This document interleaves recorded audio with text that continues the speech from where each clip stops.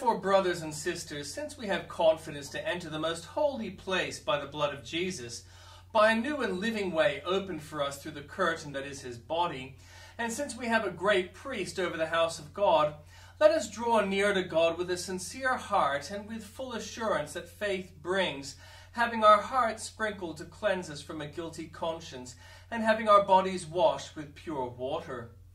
Let us hold unswervingly to the hope we profess, for he who promised is faithful.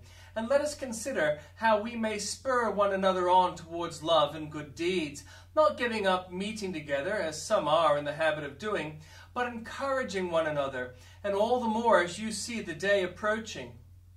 If we deliberately keep on sinning after we have received the knowledge of truth, no sacrifice for sins is left, but only a fearful expectation of judgment and of raging fire that will consume the enemies of God.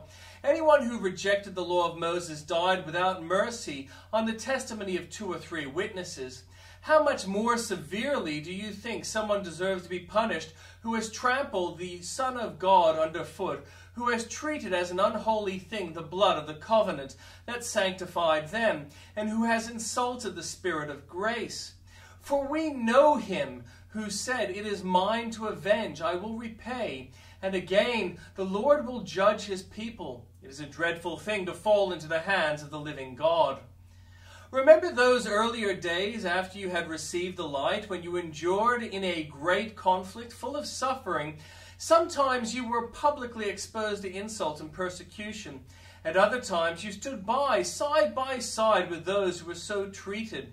You suffered along with those in prison and joyfully accepted the confiscation of your property, because you knew that you yourselves had better and lasting possessions. So do not throw away your confidence, it will be richly rewarded. You need to persevere so that when you have done the will of God, you will receive what he has promised. For in just a little while, he who is coming will come and will not delay, but my righteous one will live by faith, and I take no pleasure in the one who shrinks back. But we do not belong to those who shrink back and are destroyed, but to those who have faith and are saved. And the Old Testament reading, I am the man who has seen affliction by the rod of the Lord's wrath. He has driven me away and made me walk in darkness rather than light.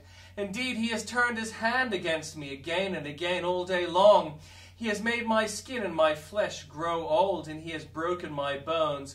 He has besieged me and surrounded me with bitterness and hardship. He has made me dwell in darkness like those long dead. He has walled me in so I cannot escape.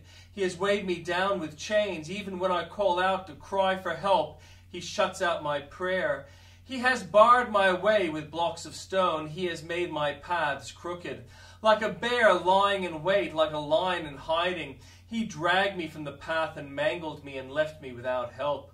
He drew his bow and made me the target for his arrows.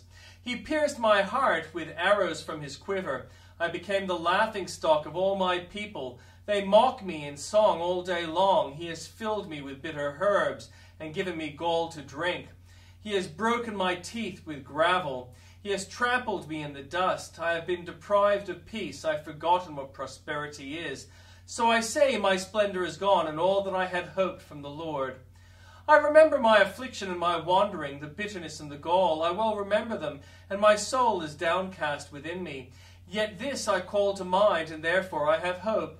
Because of the Lord's great love, we are not consumed, for his compassion never fail. They are new every morning. Great is your faithfulness. I say to myself, the Lord is my portion.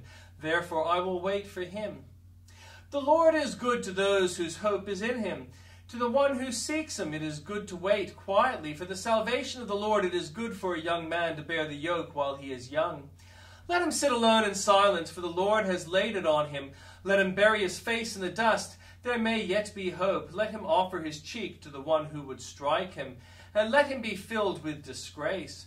For no one is cast off by the Lord forever. Though he brings grief, he will show compassion. So great is his unfailing love, for he does not willingly bring affliction or grief to anyone. To crush underfoot all prisoners in the land, to deny people their rights before the Most High, to deprive them of justice, Would not the Lord see such things? Who can speak and have it happen till the Lord has not decreed it? Is it not from the mouth of the Most High that both calamities and good things come? Why should the living complain when punished for their sins? Let us examine our ways and test them, and let us return to the Lord. Let us lift up our hearts and our hands to God in heaven and say, we have sinned and rebelled, and you have not forgiven. You have covered yourself with anger and pursued us. You have slain without pity. You have covered yourself with a cloud so that no prayer can get through. You have made us scum and refuse among the nations. All our enemies have opened their mouths wide against us. We have suffered terror and pitfalls, ruins and destruction. Streams of tears flow from my eyes because my people are destroyed. My eyes will flow unceasingly without relief until the Lord looks down from heaven and sees. What I see brings grief to my soul because of all the women of my city. Those who were my enemies without cause hunted me like a bird. They tried to end my life in a pit and threw stones at me. The waters closed over my head and I thought I was about to perish. I called on your name, Lord, from the depths of the pit. You heard my plea. Do not close your ears for my cry for relief. You came near when I called you, and you said, do not fear. You, Lord, took up my case. You redeemed my life. Lord, you have seen the wrong done to me. Uphold my cause. You have seen the depth of their vengeance, all their plots against me. Lord, you have heard their insults, all their plots against me. What my enemies whisper and mutter against me all day long. Look at them, sitting or standing. They mock in their songs. Pay them back what they deserve, Lord, for what their hands have done. Put a veil over their hearts, and may your curse be on them. Pursue them in anger and destroy them from under the heaven of the Lord. How the gold has lost its luster, the fine gold become dull. The sacred gems are scattered at every street corner. How the precious children of Zion, once worth their weight in gold, are now considered as the pot of clay, the work of a potter's hands. Even jackals offer their breast to nurse their young, but my people have become heartless like ostriches in the desert. Because of the thirst, the infant's tongue sticks to the roof of its mouth. The children beg for food, but no one gives it to them. Those who once ate delicacies are destitute in the streets. Those who brought up in royal purple now lie on ash heaps. The punishment of my people is greater than that of Sodom, which was overthrown in a moment, without a hand turned to help her. Their princes were brighter than snow and whiter than milk, their bodies more ruddy than rubies, their appearance like lapis lazuli. But now they are blacker than soot. They are not recognized in the streets. Their skin has shriveled on their bones, has become as dry as a stick. Those killed by the sword are better off than those who die of famine, racked with hunger. They waste away for lack of food from the field.